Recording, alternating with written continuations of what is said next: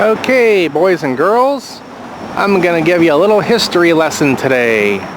Way back in the long ago, and I mean the 1980s and 1990s and 1970s, we had these things called telephone booths. This made hard for anyone to believe who was born in the 1990s or early 2000s, but not everybody walked around with a cell phone in their hand all the time.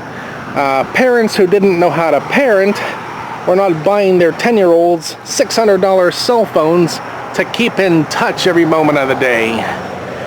There was a lot more independence and self-reliance, and you had to figure things out on your own. You may have seen them in old movies, a payphone.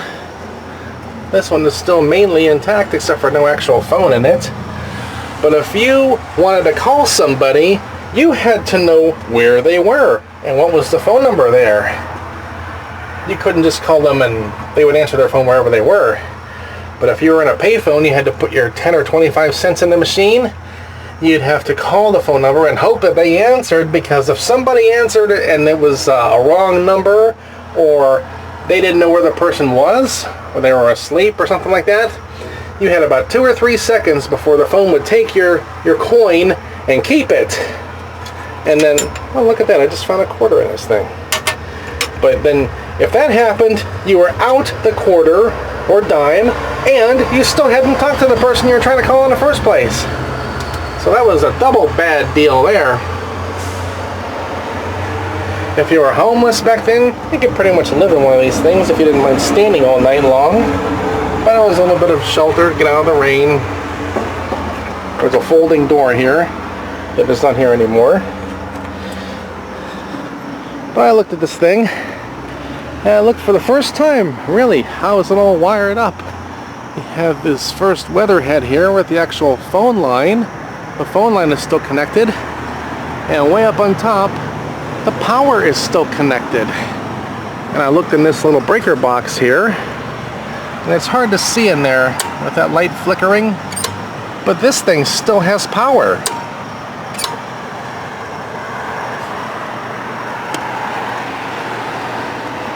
And the ground wire goes down into the cement for the power. But yeah, kids, way back then, it wasn't like it was today. You couldn't just pull out your phone and go on Google and type in the name or location of something and get a phone number for it. We had hanging right here a phone book. Have you ever used a telephone book? It was a big book. You'd have to open it, you'd have to read it, you'd have to find the number, all of which required physical and mental effort, and you had to hope that the place you wanted was in the phone book and the number was still correct. Because if you dialed the wrong number, like I said before, you would call, somebody would answer, no, that business isn't here, they closed years ago. And hey, you hear ching ching ching in the machine, and hey, you don't have the phone call made and you lost your coin. Nowadays, you don't even think of stuff like this. You just pull out your phone, hit a few buttons, and your call is made before you even realize what happened. But this old garage has been empty for 7 years, and it was built in 1985 from what I read. So in the mid-80s, this was the method of communication. A lot slower, it cost more if you count all your quarters and dimes, and it was less convenient. But it worked fine back then, because at the time we didn't know any better. We didn't know what we were missing because cell phones didn't exist yet.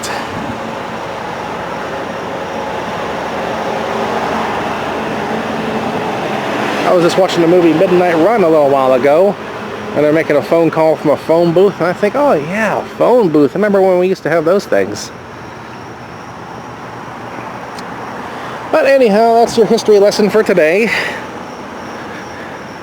I feel that kids today are really missing out on some of the true experiences of life by not having to deal with things like this.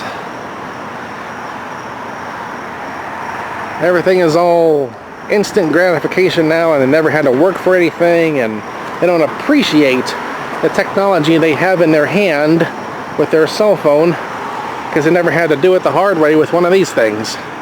And it worked just as well in the end. You put your money in, you make your phone call, you get the message to where it needs to go.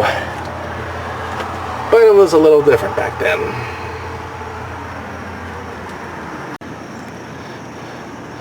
You don't see phone booths much anymore. They're really kind of obsolete. And even if you do see a payphone on the wall or anything and it actually works, that's a moment to stand back and go, whoa, look at that, it still works.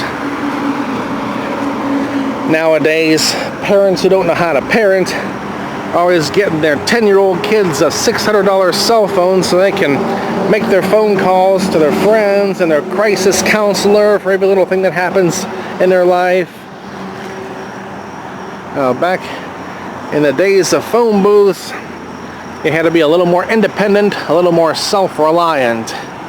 That's something kids today don't know anything about.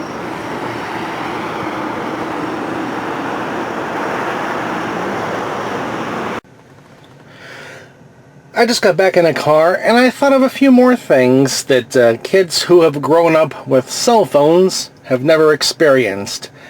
These are things we had a lot of back in the 80s and 90s. Long distance calls and collect phone calls.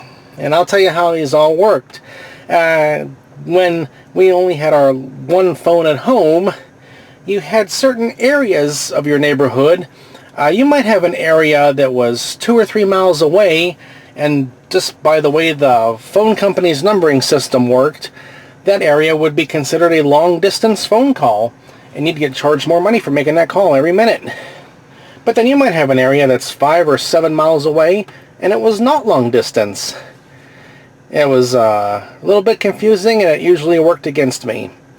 But one thing you can do in the 80s if you really wanted to get your parents' blood pressure worked up was let them think you were making a long-distance phone call. Oh, because they would hear that, and they would say something like, you'd be on the phone, who are you calling? And if you're not thinking right, you would tell them the truth by mistake. And then they, well, hurry up on that phone call. It's long distance. I think, sheesh. I know you're not paying the phone bill, so not a big deal, but oh man, to them it was the end of the world. Long distance phone call. These damn kids and their long distance phone calls. What do they think this is anyhow? And then the other thing was collect phone calls. Made from a payphone. Nowadays you might get a lot of collect phone calls from someone who's in jail, calling their bail bondsman, or calling someone to come bail them out. That's a common use of collect phone calls these days. You would call someone collect, and when that person picks up the phone, they would hear a message like, you are receiving a collect phone call from Joe Smith. Do you accept the charges? And they would have to say yes or no. But if you were smart, you could learn how to game this system a little bit and sneak a quick little message in there for free. When you would go to make a collect phone call, it would give you a moment to say your name on the phone so they could forward it to the recipient. And instead of saying Joe Smith, you would say something like, Mom, pick me up at 6. And then the person receiving a call, like, you are receiving a phone call from Mom, pick me up at 6. Do you accept the charges? And then you just hang up the phone because you got your message through. Why pay for that, And then for a couple years in the 90s, this was a thing I saw a lot of when I was in college.